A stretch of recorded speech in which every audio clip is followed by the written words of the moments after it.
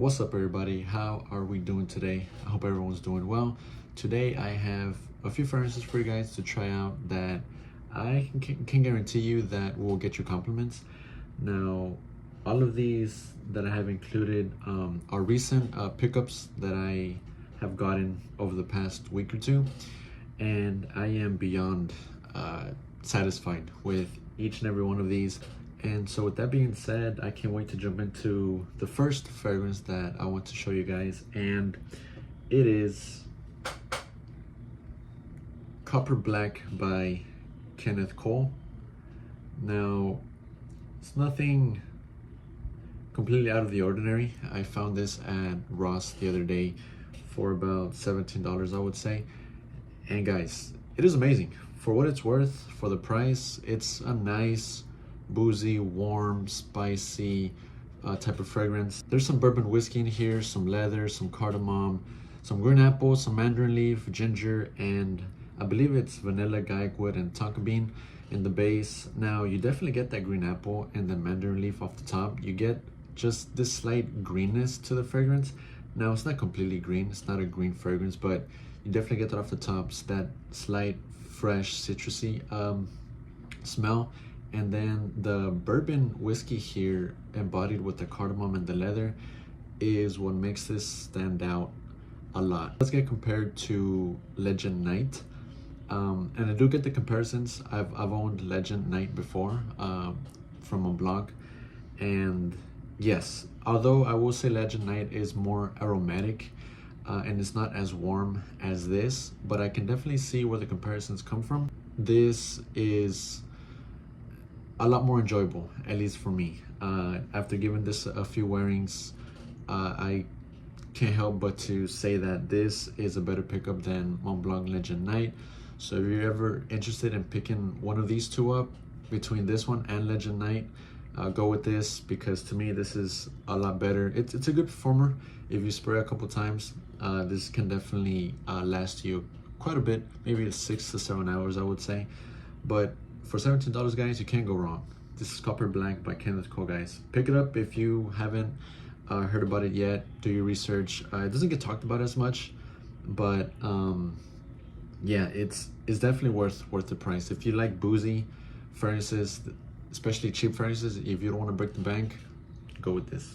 Let's talk about a fragrance that I've been eyeing for a while, actually, and it is Mercedes-Benz Select Night. I stumbled upon this on Offroad. I saw a guy that posted this for $30 and I couldn't pass it up, guys. I said, you know what? Let me grab this while I can before anyone else gets it. So the reason why I'm really intrigued and why I was really interested in this is because this gets compared to Tom Ford Noir Extreme, and it gets compared to Spice Bomb as well, Spice Bomb Extreme. Now, from first smell off of paper, yes, I definitely get some of that Tom Ford Noir Extreme and a little bit of that Spice Bomb Extreme. But I would say that this is slightly unique compared to those two. I'm not saying that it smells completely different, but to me, this has its own character. This is really, really cozy. It's warm, it's seductive, it's alluring, slightly mysterious, right? And I like that the gaiac wood gives it this like tonic smell and feel to the fragrance. It's that type of fragrance that you want to wear if you're going out on a date, on a close encounter. This fits that situation perfectly, and it's a good performer based off of paper. Smelling it off of paper, I could smell this on that paper 2 days after I sprayed it, and I only sprayed it once. So if you spray enough, this will be worth the buy. So try this out, Mercedes-Benz Select Night, guys. Definitely worth the price. It's kind of hard to find. I've looked it up on fragrance discounters, but can't find it, so I got lucky. All right, guys, so next up is probably a fragrance that, well, not probably, it's a fragrance that has made it into my top 10 fragrances of all time from what I have in my collection, and it is Acqua di Parma Quercia Now, guys, this is such a compliment getter. People love this stuff. It's such a masculine and mature type of fragrance, type of smell. If you want to command attention and if you really want to, you know, command the room that you're in, whether it's at work, whether it's at the office, or wherever it may be, this will definitely turn heads because on top of it being a strong performer, it projects really loud. Other than that, this smells lovely. There's some citruses here, some petitgrain, some greenness, right? Some aromatics, geranium, cedar, some cardamom, and I believe it's moss, tongue bean, and patchouli in the base. Now, all of that mixed together, it's such a great blend. The quality is astounding. I really do enjoy this. I love how it's really spicy, fresh, aromatic, kind of in the same vein as a Bleu de Chanel fragrance. Now, I'm not saying that this smells like Bleu de Chanel. It does not at all. But in that same vein, because it has those citruses, those aromatics, that spiciness and that slight sweetness when it comes to the base, mossy, green, that type of stuff. This doesn't get the love that it deserves. It doesn't get the attention that it needs to get. You know, everyone else talks about all of the other Acqua di Parmas, but to me, those other Acqua di Parmas don't really grab my attention. This right here definitely stands out from the bunch when it comes to the Acqua di Parma house. So guys, if you haven't heard of this, try it out. You won't regret it and you will end up thanking me later. All right guys, let's jump into my most recent wear, and it's Essential by Rosasi. Now, this is so invigorating. It's so juicy, so citrusy, with a slight hint of sweetness. It's like the right undertone of sweetness.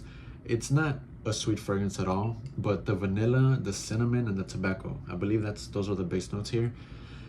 It's not a sweet fragrance by any means. At least I don't get the vanilla or the tobacco or the cinnamon, but I think that those notes help this fragrance give it that humph that it needs when it comes to the other notes in here. There's orange, pear, geranium, lavender, and then some white florals in here.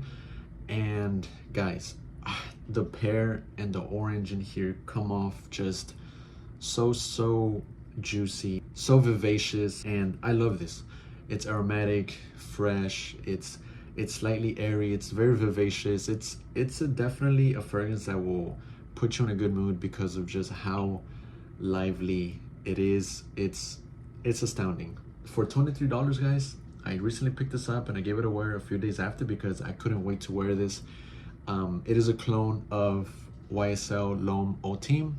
Now, I've been eyeing Ultime for a while, wondering if it's worth the price. I've been wanting to blind buy it from OfferUp or eBay or wherever I could find it, but I was always hesitant to pull the trigger, and I'm glad I didn't because I would rather have this over Ultime because I heard that this performs a lot better than Ultime. I've never worn Ultime, so I can't really compare the performance here or the smell, but if Ultime smells like this, guys, just get this. Save yourself the money and go with this Essential.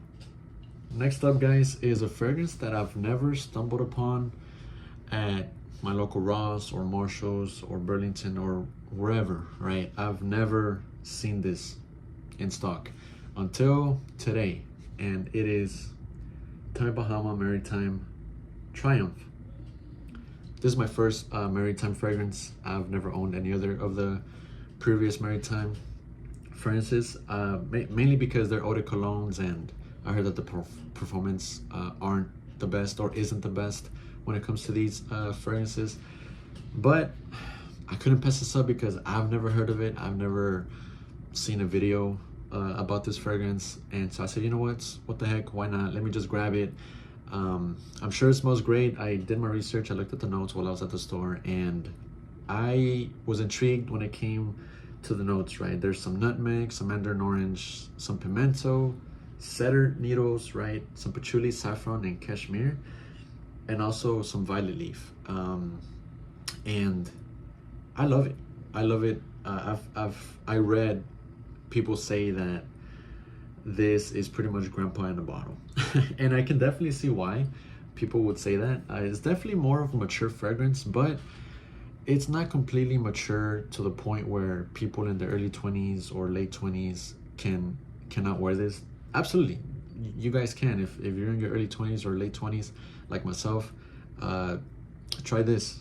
This works. I only sprayed it on paper, but smell it off of paper, oh, I fell in love with it off of first sniff. I love that pimento and the saffron in here, kind of giving this red spiciness. Now, it's not a red fragrance by any means, and it's not super spicy, but you definitely get that red type of feel because of the pimento and the saffron, the nutmeg giving this nice sweetness, the mandarin orange and the violet leaf embodied with the cashmere. Oh, it's so lovely.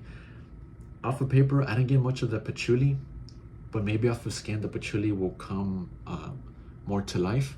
So I'm hoping that my experience with this on skin will be a lot better than on paper, but I have strong hopes when it comes to this one. So try it out, guys. Don't be afraid to blind buy this. I give my stamp of approval when it comes to this fragrance. Ooh, all right. This next one, I am very, very excited to wear once the cooler weather comes around. And it is the second niche fragrance in here. The first one being Quercia from Acqua di Parma. But this is So Batik by Moresque. And off of first sniff, off of smelling it off the paper, I immediately fell in love. But although it did remind me of something, and I wasn't the biggest fan that it reminded me of something, because I was kind of expecting this to be a little more unique, a little more groundbreaking. I mean, I did do my research and I read that it's a very ambery fragrance and spicy. Now, when I looked up at the fragrances that this gets compared to, it gets compared to Pure Malt by Thierry Mugler. And yes, this definitely resembles Pure Malt. I've owned Pure Malt before. I enjoyed Pure Malt the handful of times that I wore it, but something about it kind of didn't really sit well with me, right? It's not a bad fragrance by any means. It's a great fragrance. It's just something about it that, I don't know, I couldn't grow more love for it. And so I ended up selling that fragrance away. And so when I saw that it was compared to this, it kind of made the love for this die down a little bit. But I don't want to, brush this off and, push it to the side just because it gets compared to a fragrance that I ended up selling because I couldn't, fall in love more with it. I want to give this some wear off of skin and see how it goes, see how my experience is. Until then, guys, what I can say is that yes, this is magnificent. It's not one-to-one to Pure Malt because there's no boozy notes in here.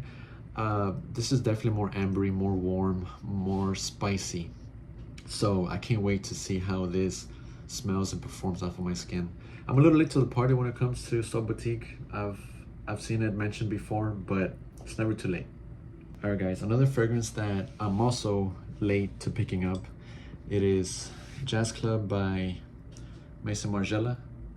My very first replica fragrance. I've always put off getting one of these. I'm not sure why. I always hear and seen them get mentioned before, but it's never too late, right? And definitely a very warm type of fragrance. It's slightly spicy, definitely heavy on the tobacco, and that rum and that vetiver with the clear sage and the styrax. Oh, it's magnificent. But the vanilla and the styrax, that I pick up a lot more once it dries down. I mean, they are the base notes. So I enjoy this more in the dry down than in the opening. But the opening nonetheless is still fantastic, right? But the dry down is whenever it starts to get more cozy and more warm, right? You get that sweetness and that warmth from the tobacco and the vanilla and the styrax. But anything with rum and vetiver and clary sage, guys, I'm a huge fan of clary sage, huge fan of vetiver. So to me, vetiver and clary sage, or any type of woods with clary sage, I love those two combinations of notes, and I'm easily gravitated to fragrances with those notes. So this was an easy pickup for me. I got this off for OfferUp. It was actually a trade, and I'm really, really happy with it. All right, last but not least, guys, a fragrance that I've mentioned maybe once in my channel, or twice, no more than twice. I'm talking about Kenzo Pour Homme Eau de Parfum.